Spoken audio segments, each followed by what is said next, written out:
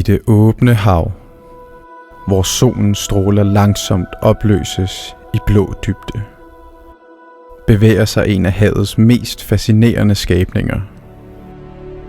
En vægtløs muskel, en jager uden pause, en form skabt til hastighed. Tunen. Med sin strømlinede krop og kraftfulde finner, kan tunen bevæge sig op til 70 km i timen. Nogle arter som den atlantiske blåfindede tun migrerer tusinder af kilometer på tværs af verdenshavene, fra den meksikanske golf til Middelhavet. En rejse båret af instinkt, temperatur og ældgammel rytme. Denne art kan blive over 600 kilo tung og leve i op til 40 år. Men den er også blandt de mest truede, overfisket, eftertragtet. Et levende bevis på vores appetit.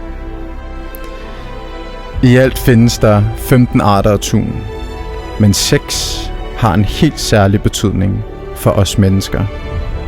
Blåfindet tun, som er sjælden og kostbar. Gulfindet, populær i sushi. Skipjack, som er den vi finder i dåsen. Albacore med lyst kød. Og sortfindet og langhalet, mindre kendt, men meget vigtige i vores lokale fiskerier. Tunen er en af de få fisk, der er delvist varmblodet. Dens krop kan holde sig varm i kolde farvande, hvilket gør den hurtig, effektiv og nærmest aldrig i ro.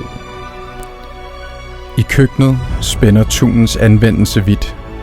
I Japan bruges den til maguro nigiri, sashimi og den eksklusive toro, den fede bul. I Sydeuropa spises den med bønner og olivenolie, på pizza eller i pasta. I Danmark som salat i dåse med majs og creme fraiche, eller i tunmus, og af og til bagt ind i lasagne. Men bag smagen gemmer sig en art i balance, mellem overlevelse og udnyttelse, mellem evolutionens perfektion og menneskets trang til mere.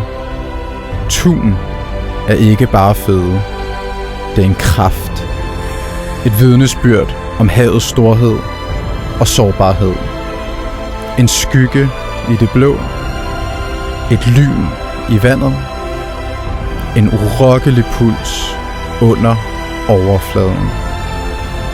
Velkommen til tunens verden.